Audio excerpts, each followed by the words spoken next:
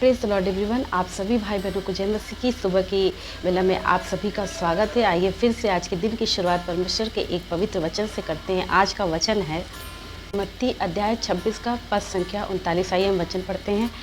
फिर वह उनसे थोड़ा आगे बढ़ा और मुंह के बल गिर कर यह प्रार्थना करने लगा कि हे मेरे पिता, यदि संभव हो तो यह प्याला मुझसे टल जाए, फिर भी मेरी नहीं पर तेरी इच्छा पूरी हो। वो दुख का प्याला था जिसे ईश्वर ने हम पापियों के लिए पिया और हम पापियों के लिए क्रूस पर बलिदान दिया। लेकिन फिर भी जब प्रभु यीशु मसीह प्रार्थना कर रहे थे अंतिम क्षणों में अपने मृत्यु के पहले, तो उन्होंने प्रार्थना किया कि परमेश्वर मेरी नहीं बल्कि तेरी इच्छा पूरी हो। वैसे ही हमें भी अपने जीवन के हर एक फैसले में ज़रूर उसमें हमारी इच्छा शामिल हो या ना हो सकता है हमारी इच्छा ना हो उस कार्य को करने के लिए। बहुत से ऐसे फैसले होते हैं जिसमें हमारी इच्छा नहीं होती है कि वो कार्य हम करें, लेकिन यदि ईश्वर की इच्छा है तो उस कार्य को हमें करना है।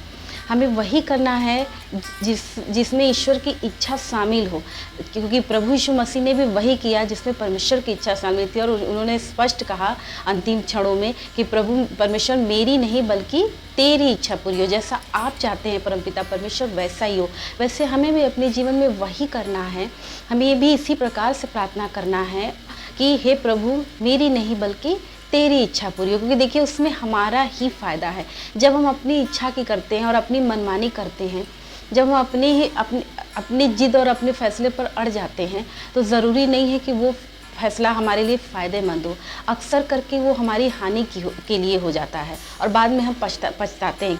हर एक मनुष्य अपने जीवन के उस क्षण को याद करे जब उसने ईश्वर की इच्छा के विरुद्ध कोई कार्य किया हो, और उसका परिणाम भी याद करे। जब भी हम ईश्वर की इच्छा के विरुद्ध कोई कार्य करते हैं तो उसका गलत ही परिणाम हमारे जीवन में आता है। कभी कभी मनुष्य अपनी इच्छा और अपनी जिद के सामने इतना ज़्यादा मजबूर हो जाता है कि वो ईश्वर की इच्छा को अनसुना कर देता है।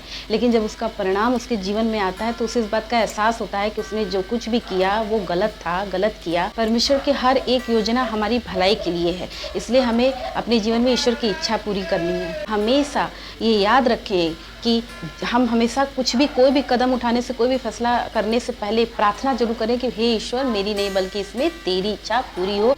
मैंने अपने जीवन में भी देखा है कि पहले मुझे ये नहीं पता था कि मुझे प्रार्थना में ये बोलना चाहिए कि हे प्रभु तेरी इच्छा पूरी हो। और कुछ फैसले ऐसे लिए जिस फैसले का परिणाम मेरे जीवन में अच्छा नहीं आया, तो मुझे इस बात का एहसास हुआ कि वाकई में अपने जीवन में ईश्वर की इच्छा को महत्व देना है, ईश्वर की इच्छा को प्राथमिकता देनी है और वही करना है जिसमें ईश्वर की इच्छा शामिल हो। और उसके लिए सबसे पहले हमें प्रार्थना करना और समर्पित होना है, समर्पण करना है परमेश्वर को। हे प्रभु मेरी नहीं बल्कि तेरी इच्छा पूरी हो। जैसे प्रभु यीशु मसीह ने अंत के समय में परमेश्वर को अपने आप को समर्पित कर दिया था, परमेश्वर की इच्छा के सामने अपने आप को समर्पित कर दिया था कि प्रभु परमेश्वर मेरी नहीं बल्कि तेरी इच्छा पूरी हो। जितने भी भाई बहन ये वीडियो देख रहे हैं, हर एक मनुष्य के जीवन में ईश्वर की इच्छा पूरी हो। मैं ईश्वर से प्रार्थना करती हूँ और आपसे भी यही कहूँगी कि आप अपने जीवन में वही करें जो ईश्वर चाहता है, क्योंकि आप उसमें हमेशा प्रॉफिट में रहेंगे, फ़ायदे में रहेंगे। प्रभु इन वचनों के द्वारा आप सभी भाई बहन को आशीष दे। सभी को जय मसीह।